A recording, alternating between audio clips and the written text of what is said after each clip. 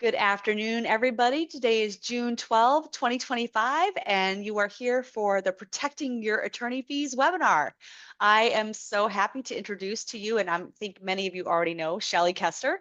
Shelley Kester is a past chair of the State Bar of Michigan's Family Law section, which is how I got to know her years ago when she got involved with the family law section. She is the owner of a firm in Traverse City, Michigan called Wilson Kester. And she and her father started the firm in 1998, but starting in 2004, it became a family law only firm. So it is a firm devoted to family law issues, and she has a team of attorneys that she works with on family law cases. Shelley, I think you might have a location in other places We besides do. Traverse We City. have attorneys. Thanks, Lisa. We have attorneys in Southeast Michigan and Farmington and West Bloomfield, 4 lawyers in the Southeast region, and then we have 2 lawyers in Northern Michigan. So we had this grand plan, Shelley and I did, to ask some questions beforehand about money mindset issues. And of course, I forgot to ask my marketing assistant to write those up, unless he did it without telling me. I have them, if that helps. I have the questions, but I don't have them as a polling Okay. question. Oh, So I don't know. I probably could do this actually. I probably could do it on the fly. Let me just try one and see if I can do it. Okay, we're going to ask a few questions. Q1. Oh, wait. If I can do this, I don't want to take up a lot of time, but this might take too long for me to type it up.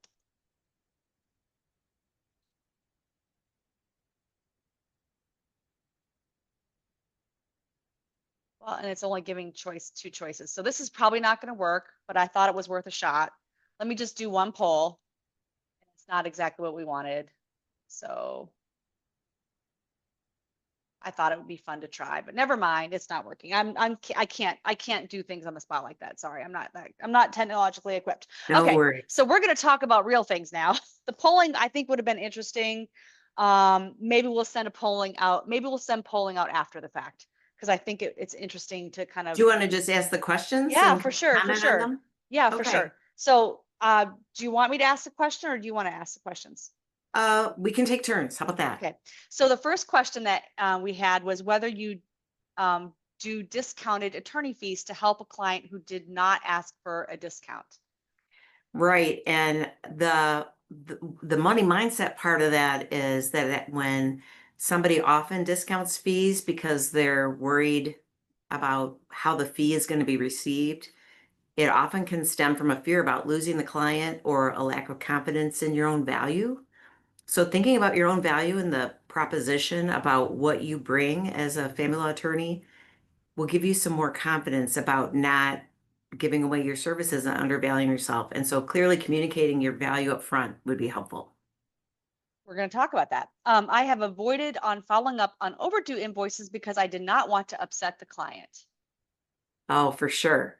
I think this is an opportunity to set up a good business practice. Let your clients know what the expectations are around what the payment terms are, when payment is due, and that you'll be following up with them so that it isn't a personal confrontation, but it's more of just a standard business practice that you do.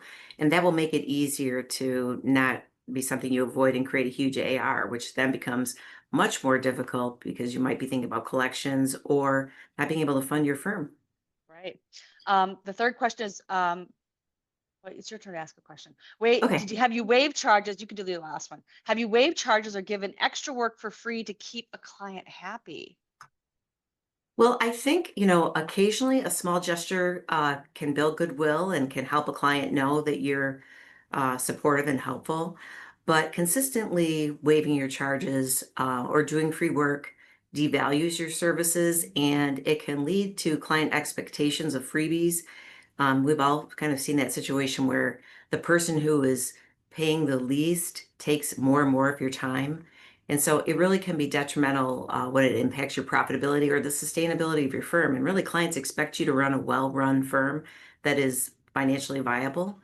And They may so, not expect it, but they should expect it, because if you can't do that, then you can't represent them. well, you can't. And if you can't run your own financial house in order, how can you take care of their financial house in order? Very good point. Okay, you get the last question. All right. I've taken on clients I knew were a bad fit because I didn't want to say no. How can I better screen clients and confidently decline those who aren't a good match? What do you Well, think? yeah, we have a whole list of red flags, and we also have a list of yellow flags. And so the red flag clients are ones that are like out, you're out, forget about it. And then the yellow flags might be more of a discussion among the team, because if we start getting red flags really early, like if you're getting a red flag early before they're even a Yeah, client, it's going to deteriorate. Like it's not going to get better.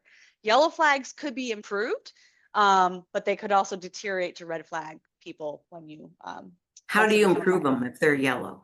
Well, it depends on what the issue is, and sometimes it's people just need a little hand holding. Like some people just, they call too much or email too much, and you know, they're not really like they're so into their own little emotion, little but big emotions. We have lots of big emotions in family law, and lots of big problems.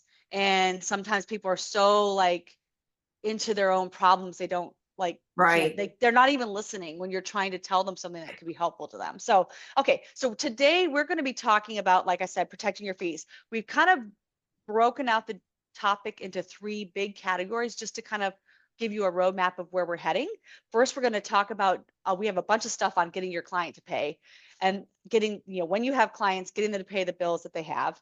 And then the next thing is how to get attorney's fees from the other side, right? And then the third thing is other tools you can use, usually often later in the case, to protect your fees at the end of the day. So let's start with the first one, getting your client to pay in the first place.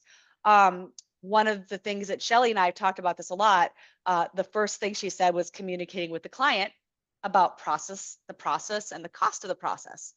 Shelley, you want to say more about Absolutely. that? I think, transparency is the key. And it starts with really, a lot of it is our own emotions. I think most people have emotions around money. We see it in divorce, and everybody has a different attitude about money. So transparency is the key, and to normalize the expectation that this is a two-way relationship, that you're going to honor your obligations, provide them with excellent legal services, and they're going to honor their obligations to you to pay for the legal services that they're receiving. So clearly explaining this is the scope of the work, having in your fee agreement not some wide open slate, but a clearly defined. I like to think of the taxi cab analogy. We're going on a taxi cab ride. The destination is this scope of work. The ride will be done when the work is performed. And then you can have a new fee agreement, but it gives some clear understanding with the client about what exactly it is you're doing for them. You can talk about the value of that and how that impacts their life.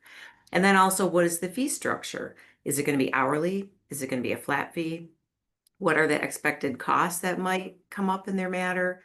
What is the billing cadence? Do you bill monthly? Do you bill every 2 weeks? Do you bill, something different than that? What are the payment expectations? What is the trust going to be? Discuss, where when trials involved, it's not uncommon for that to require a big buildup of time to prepare. And so you can talk about that. You may need to supplement the trust because of the time involved in trial I think and how you're going to talk about that. explaining the cadence of the case and how that impacts the amount of time that is spent, because you'll have cases, presumably in the trial court as well, definitely on appeal, where there's like maybe a couple of months where nothing really is happening. And Right, that's because we are waiting for things to happen that we are out of control, which is a great time for the client to catch their breath on the fees, right? On the fees, or right, if they're paying, if they need to pay monthly of something, it helps them get a little bit ahead or whatever. right, um but then for them to understand that at some point we're going to sit down, if you're getting ready for a trial and you have let's just, I don't know, you don't have trials that are 4 days in a row, that doesn't that doesn't happen in family law, but let's just say you have a 2-day trial that's coming up, and so you're going to have to do a ton of work to get ready for that trial. We do a ton of work to write the brief. They're all of a sudden, they didn't owe anything, and now the retainer is gone, or because all this work was put into it in a very short period of time. right, right. So let's talk about retainer provisions in our fee agreements. Very important. So having money in a retainer is the client's money, but it is an assurance to the law firm that when the bill comes due, that there's money there to pay it and they won't become a collection agency. which you don't, it's not good for your relationship with your client. And so a fee agreement typically will have a retainer, and also many retainers, and certainly our fee agreements have, I'm sorry, misspoke, provisions for evergreen retainers. So that trust goes in client trust account. And then when it's invoiced, the trust is applied to the invoice. And then you ask the client to restore the trust to the level that they agree to maintain it as a security or collateral. Let's have a conversation. I am getting questions. I am paying attention to them and making notes because we have a lot of things on our agenda to talk about, and some of the questions that are being raised privately are fitting in other parts of our conversation. So if you haven't heard me say your question yet, it's because I am fitting it in somewhere. Let's talk about setting the retainer. Yeah, Um, I, what we used to do is like what we thought it would cost to get through like the appellant's brief. But we've learned over the years, there's a lot of work before the appellant's brief because we have to order transcripts, get the trial court record, do that preliminary work. And that sounds like right, that can't be much. And we have staff that does it. It's not like attorneys doing that. It has become so tremendously time consuming, especially post COVID since 2020 to get transcripts even ordered. Like it's crazy how many staff hours on a single case we'll have to spend just to order the transcripts. And it's part of the court reporter, shortage and all that. So like we can't like putting a number on what's it going to cost to get through all that preliminary stuff, all the reviewing the record, and then all the writing a first brief. It's a lot, right? right. So we Yeah, usually our retainers do not cover all that. But for right. you as a trial attorney, are you trying to get to like the first hearing? Tell me like kind of how your thought process is on that. Well, I do think it's a bit of an art, and it can vary in the cycle of a firm depending on the season. Sometimes in family law, there are slower periods than other periods, and you may modify your retainer requirements depending upon, how able you are to attract clients that you want to have in your firm to maintain your operations in a healthy way. So you may change your approach. So some consideration is, what is the market retainer threshold? And will, if I set it at a certain level, am I not going to be getting clients because my retainer point of entry is too high, right? So that's a consideration. And also, if I think it might be fair to say that not all law firms are run very well as a business. I mean, they're great lawyering involved, but the business side of it. So if the competition isn't really thinking about the operation of the business, you might be in a market where the market is not setting a really reasonable retainer.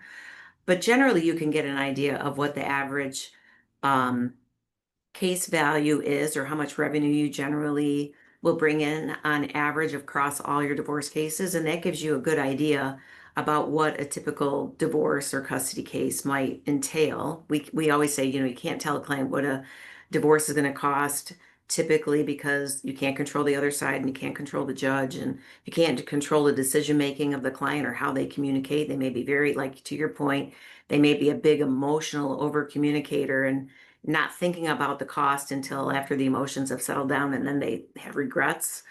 So it's difficult to, unless you're planning a flat fee, but that comes with its own risks. But I think you think about the complexity of the case, what's the hourly rate, the estimated hours you think it's going to take, and also just the point of entry and the education and resources of the client. So we don't have a one size fits all. We kind of approach a lot having to do with the complexity of the case and the resources and what's going on with the office. And I think that's just something that you always continue to refine. And I think with AI and the evolution of technology, we're going to get more precise about that, which is it's a great resource to help. Some of the factors that you take into consideration for setting a retainer actually touch on a broader question that's been asked by the audience about defending the wood factors. And there's the wood factors of there's MRPC 1.5A. We have Purgu versus USAA, which I'll talk about. I've used those cases mostly in the context of trying to get the other side to pay. But I think Sure. the person who's asking the question, I think rightly so, when we're setting our fees, we should obviously making the wood factors are ensuring that the fees are reasonable, right? And Exactly. that they comply with 1.5A. Right. So let's talk a little bit. I didn't print out the Michigan Rules of Professional Conduct factors. I probably have a court rule somewhere on my desk, but like thinking about how to set our hourly rate. So like for example, in my office, my rate's higher than everybody else's, and that's intentional. I mean, yes, I do have the most family law experience in my office. There's 5 attorneys. But also a part of it is I can't work on that many cases. Like I have so many things on my plate, like, being the chair of the family law section and doing webinars and all this other stuff Right. that takes time. I have to almost use it to dissuade people from, like, I want them to be really happy because it's good work product regardless of who does it. I want them to be happy, like, hey, I get to pay less and have this great attorney work on it. Right. So that is a Exactly. factor. Like it's kind of like not a scare tactic. I don't want to call it that, but like if some They people have would choices. insist that they have the person who's in the firm name work on the case, and that may not even be the best thing for their case, but they don't understand that. Right.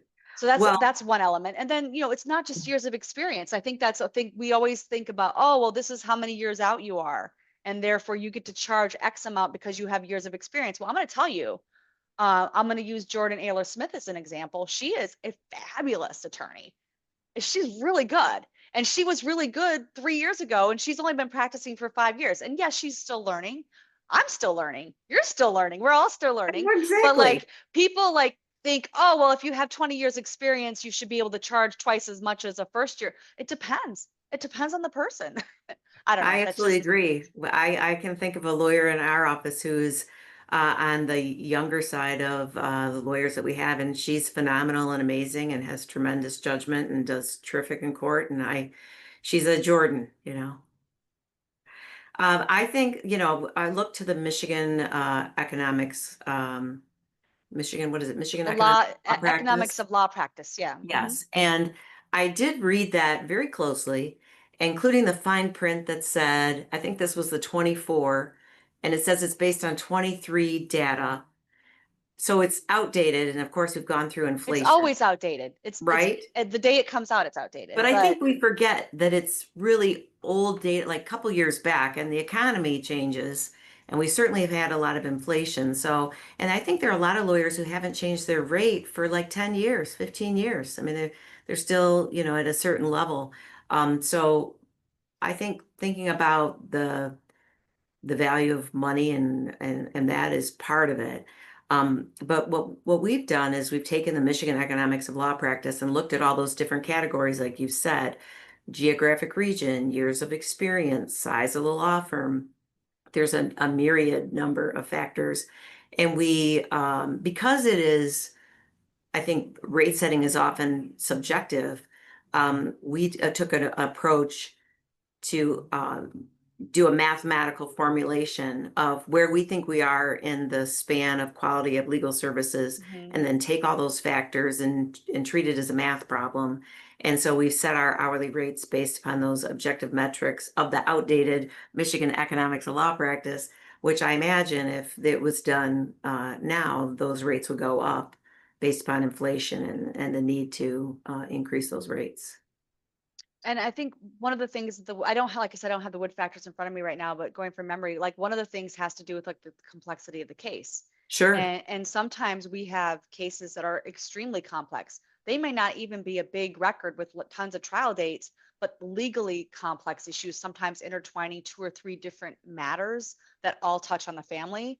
And then Or like other practice areas or right. working And with in our experts, practice, like we exactly. don't like the people who are doing like the divorce, doing a lot more divorces. Not that those are going to be easy because you can have really complex divorces too, but there's things that are not as complex that are, much Sure. there's kind of Summary more similar. divorces. Right, right. From one family to the other. I mean, there's like differences obviously, but there's a lot of those. A lot of those happen. And those aren't the ones that are going to court and being litigated. So I think once we get to cases, any case really, even that's having a referee hearing, it's the level, just by virtue of that fact that they have to get to the referee hearing makes it more complex, and then the de novo hearing and so on. Okay, so we didn't touch on, and we didn't touch on non-refundable retainers, and I didn't really want to. I don't do them. I don't, Shelley. I don't think you do I them. don't do them If either. anybody here, wants to pipe up that they do them, if they are allowed per the Supreme Court's decision in Patricia Cooper's case, I know the agency still hates them and they're still like trying to change the rules, I think, to make them harder or impossible to do. They probably do have a place. Like, is there a case where I would be maybe lose potential clients and even potential referral sources because I agree to take on a case? That could justify a non-refundable retainer. Like, if I've never used one, I really have no intention of doing it, but I think there's maybe a place for them in a narrow context. But I didn't want to I get, suppose yeah. we have done, flat fee, and it's earned upon payment Hmm. for maybe it's a PPO termination hearing Hmm. or something very narrow in scope. In those situations, we might do that, do a flat fee, but not very often. So, switching back to getting our clients to pay, what do you do? One of the things we can do is explain the billing process, and you mentioned that Right. earlier. How do you do that? Is it just explained in your fee agreement? Is it something that somebody like the billing person in your office goes over with them when they receive an invoice, or even when they sign the agreement? Like, what's the process you're using to help them understand? Well, we recently went through our fee agreement. I think, it was I've had that fee agreement that we had prior for a long time, and I never really slowed down enough to read it. And I came across an excellent fee agreement and thought, I really need to make this easier to read, clear headings, just make that process a little less legalese for clients. So I wrote it for eighth grade reading level and made it very clear, plain language, so that it was a little bit easier. Then we have a sort of orientation by the billing and collection specialist to sit down with the client when they sign their fee agreement and pay their retainer and talk to them about the process. So that's happening right at the time they're signing the retainer, not before, but like now you're a client. We want to make sure you understand how this works. There's some general preliminary education before they sign, that is done by the folks that meet with potential new clients to explain that process and how we build. Because invariably, that's one of the first questions people ask when they contact your law firm: How much is your retainer? We try not to quote retainers over the phone, um, because every case is unique. And really, clients should not be deciding based on price. They should be, what's the nature of their problem? What kind of skills do they need? They need to know more. And they may not know that they should think about more things than they could have the cheapest, worst outcome, and they can celebrate having a really bad outcome with a low retainer. It's not very helpful. Yes, I agree. Okay, and then with regular invoicing, I know that's something that the state bar and the AGC are concerned that it's not happening enough. We recently had, well, you and I both testified, and I Yeah, read the comment from the AGC about billing. I was thinking on the front end that they wanted us to wait after we did the work and sent the invoice to transfer money to IOLTA, but really the AGC person seemed more concerned that attorneys were waiting too long to bill. So right. I'm thinking what's happened is not a month's gone by, but 6 months has gone by. And then finally a client gets a bill for, gosh, who knows what, like They're for shocked. all this work. And maybe it was done 6 months ago, or maybe it's been accumulating for 6 months or more. And then they get slapped with this bill, like, oh, I have a eh, theory about why that happens. tell me. My theory, because I'm a recovered bad biller, so, but it's possible out there you can recover. But contemporaneous time recording, if you don't do Oh, contemporaneous time recording and you're rebuilding your time, or you're putting it off, then that might delay you sending out an invoice because you say, "Oh, I've got time I've got to add." So if you don't do that, that puts you in the position of billing late, and then the client has a big shock because they've gotten a very long I interval of time and they have no idea where they stand. I literally don't know how attorneys cannot have some sort of software or some system to keep track of their time that they do every day. And I know I've worked with those attorneys who at the end of the month, the partner comes in and says, you have to enter your time for this past month. There is no way that legitimately recreating your time. I mean, you can figure out if you spent 2 hours in court, but like all the work you either over or under billing or both, depending on the case, right? There's, if I have got to put it no later than the next morning, and it preferably before I leave at night. Well, You if know, people Google the ABA, there was a woman who did a survey or a article that if you don't enter your time until the end of the day, you're losing a certain percentage. If you don't enter it by the end of the week, you lose something like 50% of your recorded time. And I mean, the obligation is to bill accurately. Bill the time you work the time you bill. That's the sweet spot of the ethics.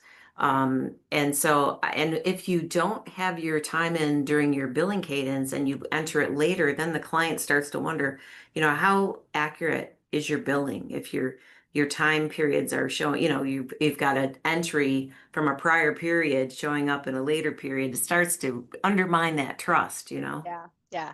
Another thing is descriptive billing statements. Now, I'll say with the family law attorneys that I've encountered, and of course, I've seen invoices from both sides as we do motion at their, on appeal, as there's been motions for Right, attorney's fees. I've seen decent descriptions. What some occupations like architects and like other professionals, they'll oh, just say services rendered $10,000. Like, what the hell does that mean? What did you do? I really yeah, haven't gotten seen that that on the bill. attorney side, at least among the family law attorneys. Probably other types of practice. I don't know what you think of what you've seen, but I think other practice areas maybe are more susceptible to that. But it's been told to me one time that you should write your billing, describe the work you did so that your client wants to pay for what you did. Like That's you good make them advice. want to pay because it has so much detail um, about what you did to help their case. And it wasn't just like, sometimes we do have entries that were write brief because 5.5 hours on one day was spent writing a brief, and that's literally all the attorney did. Sometimes that happens, but for the most part, our descriptions have a lot of detail about what was happening throughout the Yes. day. Um, Well, I've heard that your bill is the one document your client reads the closest. You know, they may not read that 100%. motion or that brief, but they're definitely going to Or the read. fee agreement that they've Or signed. they don't, I don't know that they always read the fee agreement. Sometimes they kind of just sign and want to be done and then they read it later maybe. But yeah, I think, we of course are thinking about our attorney-client privilege. And if there's a chance that you're going to be requesting fees, you want to be thoughtful about what is in your description. But if you can communicate what it is you're doing, your client should know what it is that you're doing because they usually are participating or you're communicating with them about it. But if you can educate them about why the work advance them closer to their goal, uh, I think that's a description that a client is going to want to pay or at least be reminded, oh, yeah, that's right, we did that.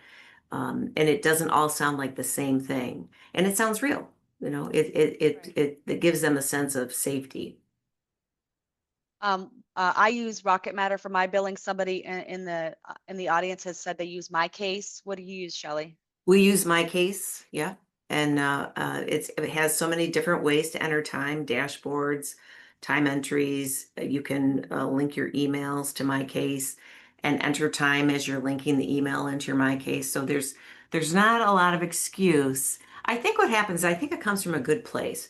I think the lawyers who don't enter time contemporaneously are so focused on the work and getting the work done, and then there's something else that needs their attention, and they tell themselves, like they don't end the work with the time entry, which is the cure, that the work isn't done on that task until you've entered the time, and then you go to the next task. If you can incorporate that as part of the task, then you will become a contemporaneous time biller. But if you tell yourself, I'll enter it later, I'll enter it after, you're invariably going to miss it. Now, if you could find a way to, and you can do it any kind of way, you could dictate it to yourself, you could either email your paralegal to put the time in.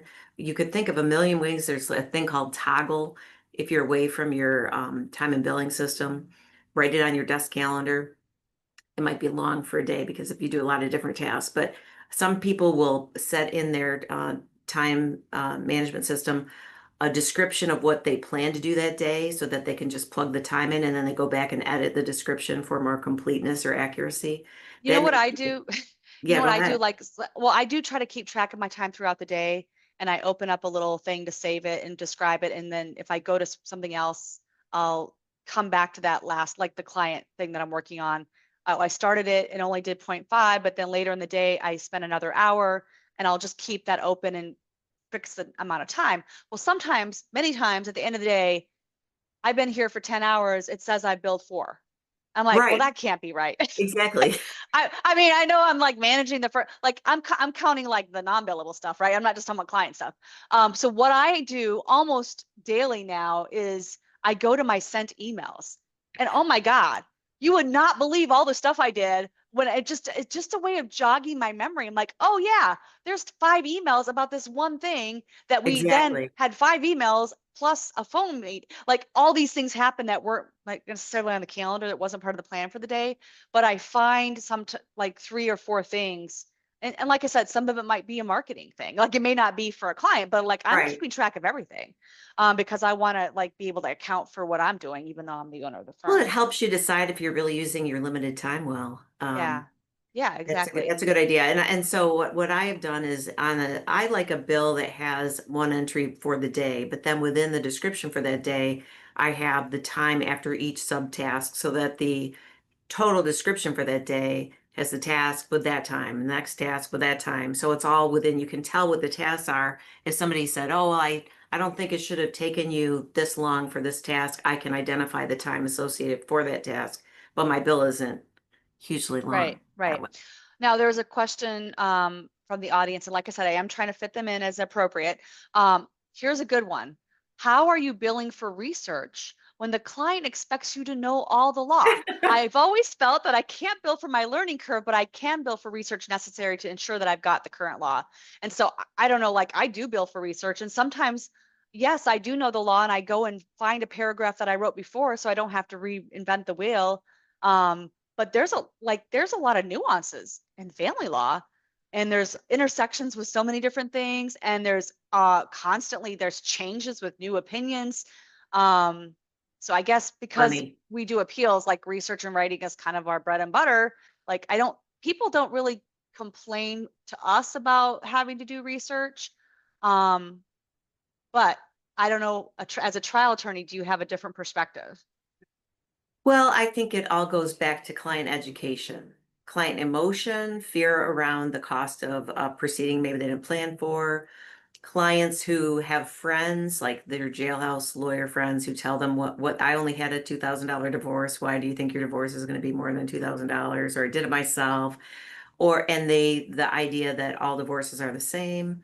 They're thought that maybe they know that they undervalue the work that a lawyer does. So I think a lot of that is addressed by the education of the client and say, I've been doing this for many years and I know I can bedazzle you with my knowledge about the legal thresholds and the requirements, but the law is alive and breathing, just like you have a case now and there's another case and the law is changing. And there might be some recent case that a judge might be more persuaded by than something 10 years ago because they're thinking that's the same law that the Court of Appeals is reading and it might influence them, or it might come up with an example that's really on point to this situation that will be persuasive. And you don't want to have the lawyer who doesn't know the law and what's the latest and have the opposing counsel show up with a case that I didn't bother to read because I quote know the law. You want to, this is your shot to get the best outcome to your goal. So I think Well, it really and the boils down thing to education. and the thing I think the people who are attending the conferences like the Family Law Institute, or attending council Oh, meetings, yeah, or going to webinars, like they're already, like everybody here, they're already like inclined to like want to learn. And but I think right. I and thankfully I guess we don't run into them very often in my practice, but there's, I think, a group of people out there, attorneys, that aren't keeping up with things at all. So Can I be sassy and say those are the people who aren't winning their cases? I mean, well, sometimes maybe not um always, but I but mean, I guess I would rather have the lawyer on the other side who isn't prepared, maybe. Um, I don't know. That seems kind of dark and disappointing, but but one thing I wanted to say is not helpful, usually takes more time, is when I have clients who think they know the law. I think yes. Evelyn called it the Google School of Lawyers. And they're like sending us unpublished cases. I've had an unpublished case from Hawaii. I'm like, what the hell am I supposed to do with this? Like, this is not helpful at all. I mean, there are rare exceptions because I've had a couple clients that have sent me some zingers that were really good. Not that I wouldn't have found them on my own. Well, whatever, who knows? But like usually when the clients think they know the law, it's often more work because you have to Well, explain to them like, no, this is not helpful and this is why. Whereas you never would have even looked at the case because it's not helpful. So anyway, um, we want to talk about, there's a lot to talk about. I don't know that we're going to do this an hour. I think we're going to have a part two, Shelley. I'm going to tell you. There's a lot. well, it Credit hits card, home for a lot of people, I think, credit card payments. It does. Yeah. Yes. We obviously are trying to, keep our lights on. Credit card payments, and chargebacks. And a question for the audience was, what do you do with the 3% credit card processing fee? So I, for a long time, didn't take credit cards. And I remember I was like it was me. It was this very small office. We're just like three people. It was me and another attorney and a staff person. And I'm like, it seemed like a big hassle to have to sign up for a credit card company and all that and get the little machine, which, they don't even use anymore. And then I remember when we did it, like, well, we had a couple of people in a row that really would have liked to pay with a credit card. I'm like, okay, fine. I'll figure it out. This is like, probably 15 years I ago. remember. It was a I long time remember ago, back right? in the day. Yeah. And then we started having so many people wanting to pay with credit cards. So, and some of them they Hey, do it because they're getting points or whatever. Like, it's not just because they're incurring debt. So I mean, it's a cost of doing business. Whatever the 2% is that we pay, whatever there's two or three. If it's it, American Express, it's something three. higher. Yeah. And I'm a Yeah. big American Express fan as a user, so I guess I can't begrudge them. The question had to do with the credit card service merchant fees, whatever it's called, the processing fee. I don't charge for those. I'm not sure we're allowed to under state bar rules. I mean, I think there might be I'm not sure. There might be some sort of ethics opinion on that. Um, I mean, I I think we think put I it think in our it's fee agreement because there could be an extraordinary circumstance, like where I mean, what if you have a client who sends you a $10,000 retainer, and then a month later, after you've done a very little bit of work, they decide not to pursue the case, which is fine, and then they want their money back, which is also fine, but yet you had to pay the fee on the whole amount, even though, like, I you don't raise know, a like, good point. I think that would be a reason to charge them for it. Or at least negotiate if it's in your fee Well, agreement. or You if have to have, if that's your primary source of payment of legal fees, all of your annual revenue times that percentage of a service fee is quite a lot of money. yeah, Quite a lot of it money. And is. and it was, you paid for the staff and the overhead to generate those fees, and that's a big expense. I think my understanding currently is that it's not prohibited to charge for it, and I'm aware of some very large firms that communicate that they do charge service fees. We don't currently charge the service fees. We do have it in our fee agreement, but the mechanics of separating money put in trust and money put in operating, and the way the credit card processes those service fees and separating that out is a complexity, depending on your case management software, is a complexity that we aren't comfortable yet feeling like the way that law pay is what we have. And not satisfied that law pay manages that properly. So until I have a workaround around that, we won't be doing that. But that's the issue. Right. Right. Did you want to touch on chargebacks at all? Well, I think, chargebacks are a real risk, and being prepared for them is important. The chargeback process so that's where a client pays you, you give them the services, and then they notify the credit card company that they dispute the credit card payment, and then you have to defend the fees that were charged. And you've got the issue of, attorney-client confidentiality in your invoicing and what level of information you provide to the credit card company. And they can appeal that multiple times depending on the credit card company and the chargebacks. So it's something that law firms have to deal with. It doesn't happen with very often. It can start to feel like, fraud, but Right. it's not pleasant. Yeah. I've heard of attorneys having that happen.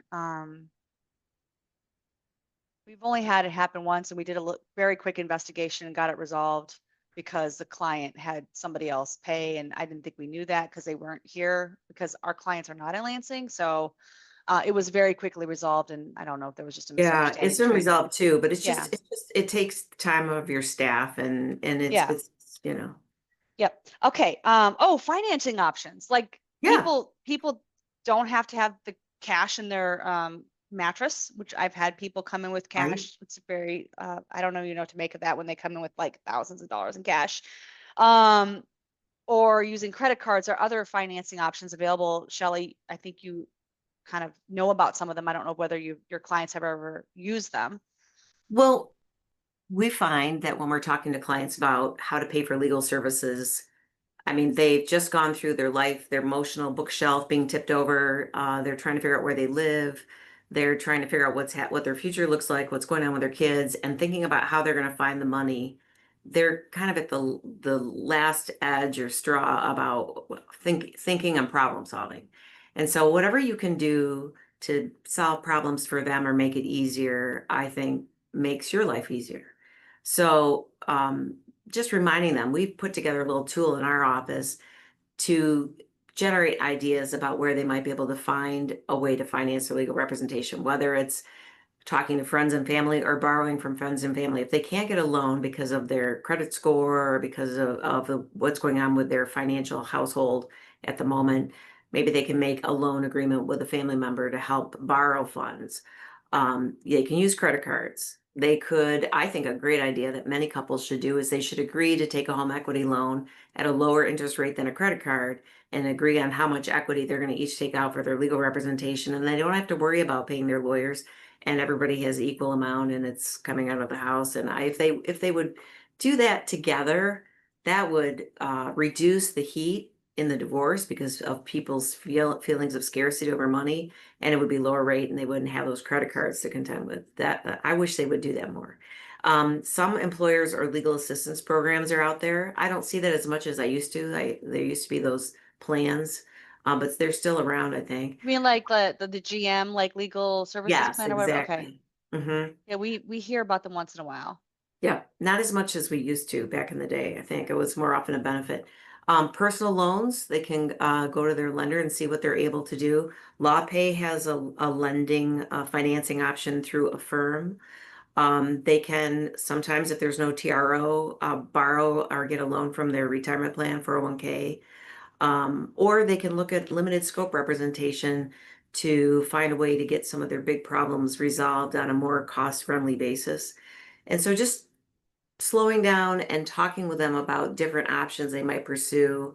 Sometimes they don't want to ask family or friends for some emotional reasons, but that might be the best terms they're going to get in terms of low interest rate and somebody who has a shared interest in the outcome of their case. And so the other thing is having a guarantor to pay their fees, so that the firm, we explained that we're not set up to be a bank. We are not able to finance our clients' representation. We wish we could, but it's just not viable. And so I think just having those respectful conversations and help clients try to find solutions. It is true, legal fees are not a planned expense and it's difficult. Um, but we can't I tell when my daughter was young, I told her, you're in the ocean of life, you're in a little dinghy, you can't put everyone in your dinghy. And also true for law firms. We can't put them all in our dinghy. So, So I have a question about, and not just at the beginning of the case, but as the cases, family law cases can go on for a while, as we know, with how the courts do scheduling. I've observed, and I've definitely heard from a lot of trial attorneys that they've experienced and lived through cases that would have settled before, but now the clients are like, let's just go to trial. And I don't know if it's something to do with the Zoom, if they're when the Zoom trial is available, if it just makes it so convenient for them. I guess my question is when you have that situation where the clients are less likely to settle now than they were than 5 years ago, how are they paying for that?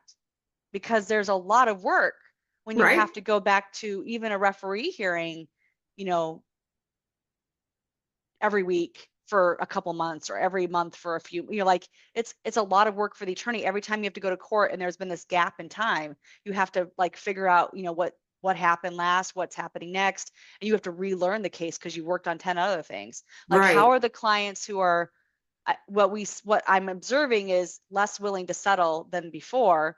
How are they paying for all that work that has to be done? Well, I have a couple thoughts about that in terms of, I mean, maybe they do have the resources and they can pay and they can choose to, it seems like if they have a good reason to believe that they're going to do better in court and that it makes more sense because of what it would cost them to go to court. I certainly believe in a right to go to court. In some situations, you just need to have the judge decide because the other party isn't able to collaborate or compromise or be honest with themselves about the facts in their case. And it's unfortunate that a party, occasionally, more often than we'd like, is made to go to court because the other side is unreasonable and what it would take to settle the case is not tenable. But they make a choice. I'm going to go forward because I need to for the protection of my kids. I need to do this. Right. Um, but if it is that, I'm fighting over a coloring book, or I'm fighting over control, or I'm fighting over my ego, I think lawyers that we maybe we say we're not psychologists or social workers, but we do have a counseling role to play.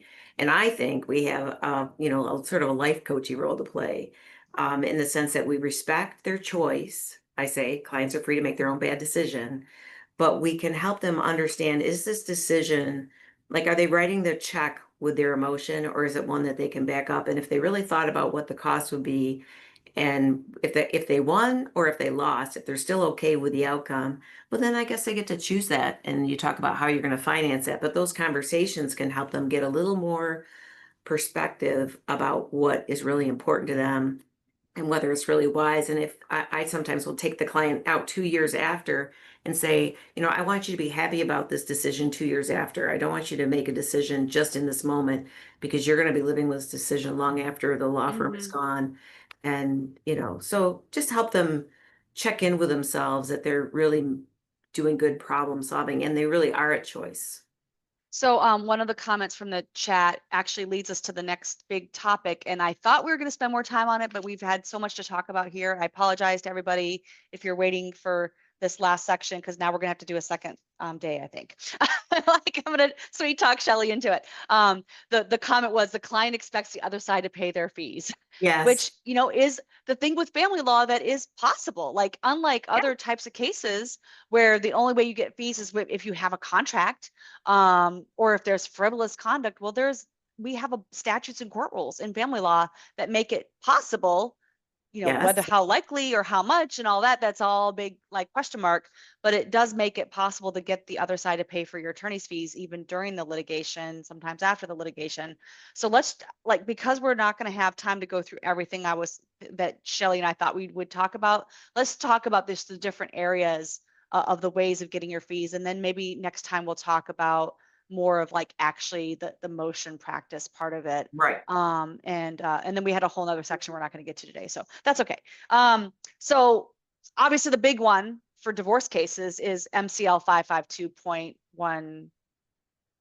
2591 13. or 600.2591 There's the one about where I have it written down. Hold on. It's the statute that or allows 55213. you to get attorney's fees during the case, and it's not so. Okay. It's very clear that it refers to the pendency of the litigation, right? The way it's phrased. In every action brought for divorce, the court may require the other to pay alimony for suitable maintenance, to pay such sums as shall be deemed proper and necessary to conserve real property, blah, blah, blah, to pay any sums necessary to enable the adverse party to carry on or defend the action.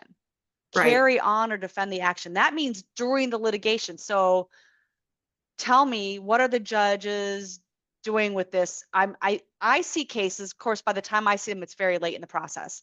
But I'm seeing the cases where if one party has the wherewithal and the other one doesn't, very early in the case, the judge is saying, hey, hand over some money, some access to Yeah. money, so that the non-money spouse can pay for go get an attorney and pay for an attorney. Let's talk a little Right. bit about what you see, and how that works. Well, the topic for us is protecting your attorney fees, right? And so I start with the lawyer. When you have a client who is unmoneyed, what are you going to, are you satisfied that your fees are going to be paid with whatever the court is going to order from the other party? Or are you going to do some self-protection about the financial expectations of the client? You certainly you go after those, but is there an expectation that that's the only source of payment of your fees? In our office, we make it clear in the fee agreement that if any funds that go to pay legal fees, like we can request them, but the client is ultimately responsible, or the guarantor is ultimately responsible, and any effort we make to go get fees from the other side does not relieve them of their obligation to the firm because we're not set up to be a bank. So if you don't operate that way, that's fine. That's certainly your choice. But then when do you bring that motion and is that motion viable? So it's certainly going to factor on what is the income of the other party and what are their obligations, like what's left over. It's much like a spousal support sort of framing. And also what is the income available to the party saying, I need help with legal fees, and what are their obligations? And just like in child support, is there an unexercised ability to earn that the court is going to look at? And then what are the complex issues in the cases? Is it pretty straightforward divorce, or is this one where there's a business, maybe some complex appraisals involved? I think the court's going to look at, do you need to have experts? So typically, if I'm going to bring an attorney fee motion, if somebody's a stay-at-home parent and the other parent is, earning 75, $100,000 a year or more, we're going to certainly look at that and be prepared to show the court that this person is well able to pay and that there's need. If our client's on public assistance, that really helps demonstrate that there has already been a finding that they don't have the ability to pay. And if you have tax returns to show, or the cash flow in the banking shows that there's this large volume of revenue coming into the family and that there is this means, we certainly want to have a level playing field for negotiation. And if there's this economic disempowerment, that doesn't lend to equity, right? So the equitable situation, it's income earned during the marriage, it's marital. You make those arguments for support for an attorney fee motion. I don't know if I answered your question So precisely, but have you seen, so in the divorce context where we have MCL 552.13, and if we have a stay-at-home parent versus the working parent, wouldn't there be some sort of potentially some sort of order or motion, like kind of around the time of a status quo order, to like as getting, there's the initial interim parenting time order, because we have all these things that are happening in the family right around the time of the filing a divorce. right. I don't know, maybe somebody, people on the chat can pipe up about this, but wouldn't there be some sort of order early in the case when there's a clear like imbalance of Well, resources, if I you go a guess? long time without asking for it, you sort of undermine the proofs that you're unable to do it yourself. So I think filing early makes sense. It should be done in the context of what are all the requests going to be. Um, so a well-framed motion is going to be more successful. But yes, I think early on is, for that point, is a Well, I've also seen yeah. attorneys who, like, if they represent like the stay-at-home parent and they know that the working parent has the resources, they've been willing to hold off. Like they start the work knowing that they're going to have, maybe they require something at the beginning, but like the work is happening, it's gone beyond what they initially received, and there's an agreement with their client that they're going to be able to get paid later because they know that the resources are there. It's just a matter of getting a judge to order it. And So maybe are you that. talking about a situation where, I mean, lawyers can't have an interest in the litigation, right? And Mhm, there can be lien language in your fee agreement. mhm. And we can talk about all the different kinds of liens that there are. Um, but if a client promises to pay you at the end of the divorce, how enforceable is that promise? And sometimes you don't really know. It can look like the marital estate is able to support paying of fees, but then you can learn there's tax problems, or there's, other liens or other didn't know Yeah. about that can Well, be and I triggered. wouldn't recommend waiting till the end of the divorce. I'm talking about like Yeah. waiting till there's an opportunity, and maybe you're 2 months into the case and have done a substantial amount of work, um, when you can bring a motion to the Right. court to get the court to. So I'm not talking about the end of the case, but like during the case, Sure. Um, Where there's which like this surge of a need, like there's this new exactly. problem and when you need, and those, I think, courts want to be in the position of having evidence to help them make the best decision. And those, I think a court would respond favorably if you've waited and you brought a motion that we need to get this appraisal of this business and my client doesn't agree with their expert. Sometimes courts talk to parties about sharing an expert, but I do think that unless they agree on it, that each party should have a right to have their own expert. Okay, from the peanut gallery, we have a question that's related to this part of the topic. I just filed this type of motion, and the court rejected the VFI with the verified financial Verified information financial form. Yeah. affidavit. How then do we show the relative information about the imbalances? Redact all accounts and personal information? Well, the Possibly, court yeah. rejected I haven't heard of a court rejecting a verified financial affidavit. Was it Well, not complete or well, I first don't of all, you don't file those with the court. So know. I think what the question, maybe with the motion, the attorney included the verified financial information, which showed, Okay, okay, right? okay.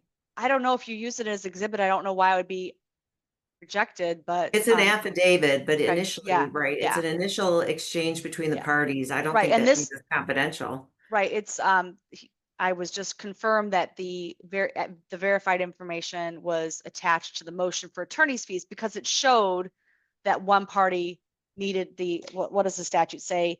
Pay any sums necessary to enable the adverse party to carry on or defend the action during its pendency.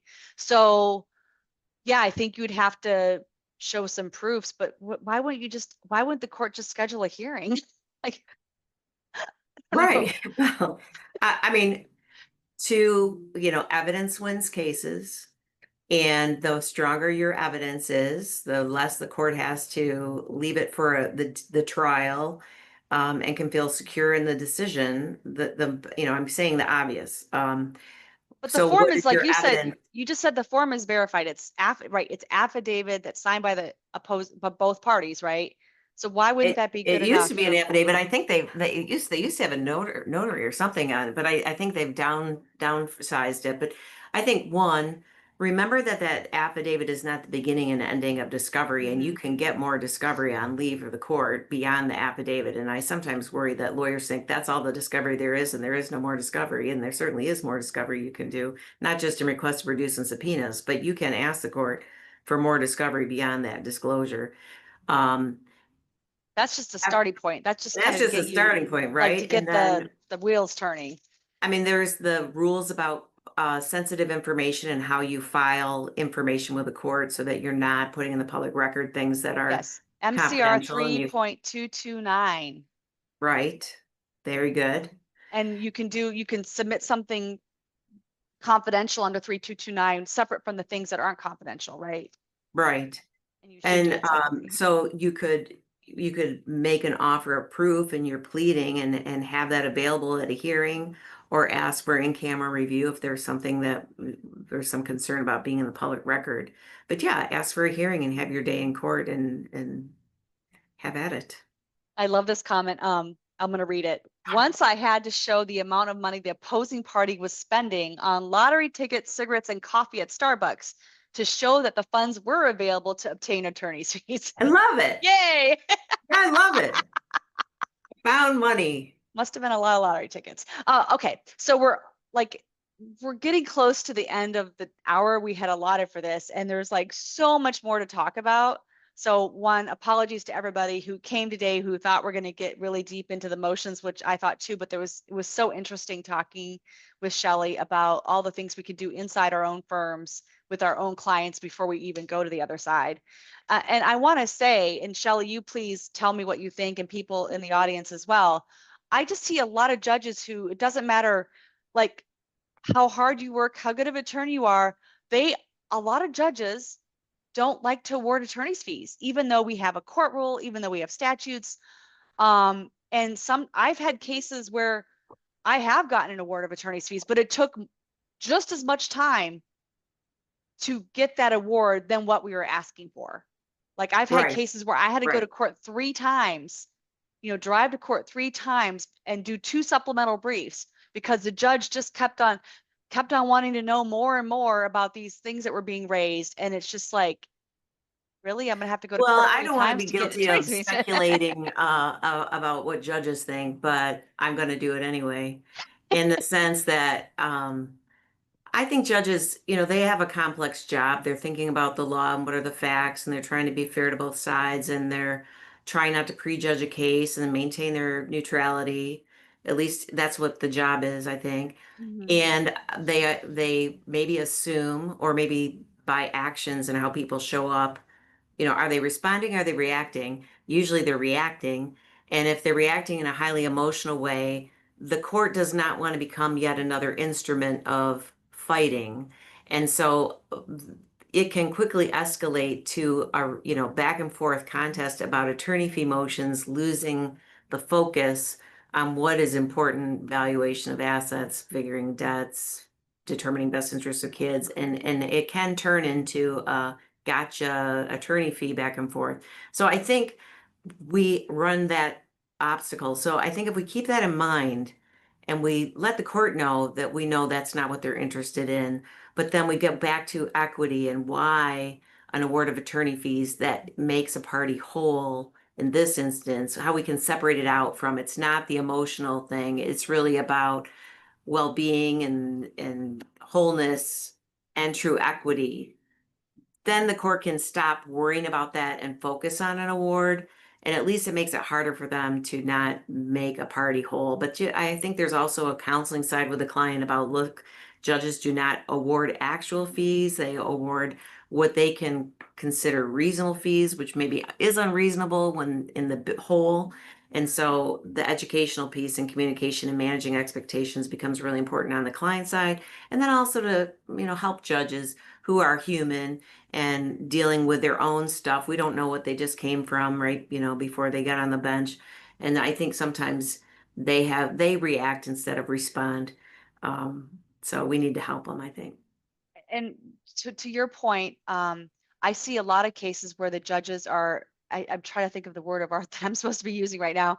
But during like the attorney's fees issues comes up throughout the case again and again, and the judge is like, "I'll get to that at the end of the case," and they don't, and they want to Right. wait. And I think they yeah, want to wait sometimes just to see what they think about the parties once they've had all the evidence come in. yeah, Like, that's and positive. I don't know what the clients do and the attorneys do in those cases when there's definitely a clear disparity and they're Well, like I the party might continue to truly. remind the judge when they say that. We'll talk about that later. I tend to bring it up so that the judge doesn't forget about it and it doesn't become a nothing. And at least, I don't know, force is the right word, compel the court to say, yeah, I'm not going to do that eventually. Or they say, that's right, we have to deal with that because you've helped them remember. I know you're not going Right. to do it now, Judge, but remember we have this remaining issue, blah, blah, blah. And at least you keep it alive. Well, and for better or for worse, like we get judgments of divorce where the judgment's entered, got the spousal support or the child support entered, so you have an appeal by right immediately that you can go take from that. And then you can mess around with the attorney's fees issue if that's Mhm. what needs to be done. And there is a separate appeal by right for post judgment attorney's fees. Oh, Right. So okay. if it's in the Yeah. judgment, obviously, then you can appeal it with the judgment. If it's pre-judgment, it's like everything else pre-judgment, you have to do an application. But when you can get your judgment of divorce and get that even all finalized, and maybe there's nothing to appeal, even better. And then start your hearing on attorney's fees if if the parties can afford to wait that long, and that's the real question. Get the decision on attorney's fees after the divorce has been finalized or the custody decision or whatever it is. And then whenever the attorney fees issue is finally resolved, that is post judgment because the divorce or the Right, custody judgment was the right. judgment. And then you can hypothetically appeal that by right. So you wouldn't have to worry about losing out on an appeal or losing out on a challenge. You don't, and we don't want to delay we don't want to delay the entry of a divorce judgment. Like No, it's like these people do not need to be married to each other any longer. Like let's just get this over with. And another reason is the values of properties keep changing and the values of assets and the values of the and retirement accounts. plans, They're exactly. constantly changing. And so, I mean, I've had cases where there's been a significant delay in the time from the proofs to the judgment. And it's like not good because it like things happen in the world and that Right. affects everything. So Expectations get affected. That's true. And then you have one side or the other is like, well, I want to go back to court because, the values have changed and it's going to create more work for somebody, like regardless of which side of it you're on. So anyway, well, we are a little late, but my little snafu with technology caused that. So thank you everybody for coming today. Shelley, I do please hope you're willing to come back again. I have an idea of how to, this whole second part of the topic would take up a whole hour for sure. Well, I'm really appreciative of the opportunity to be here, and I'd be happy to come back. It was great Yeah. fun. I'm Thank you so thinking much. September, October. Okay. We'll get with your calendar. Thank you everybody for all the comment. I mean, everybody was very active today. I really love it. It's fun to have everybody here. And thank you. Have a great day. Bye, guys. Thank you.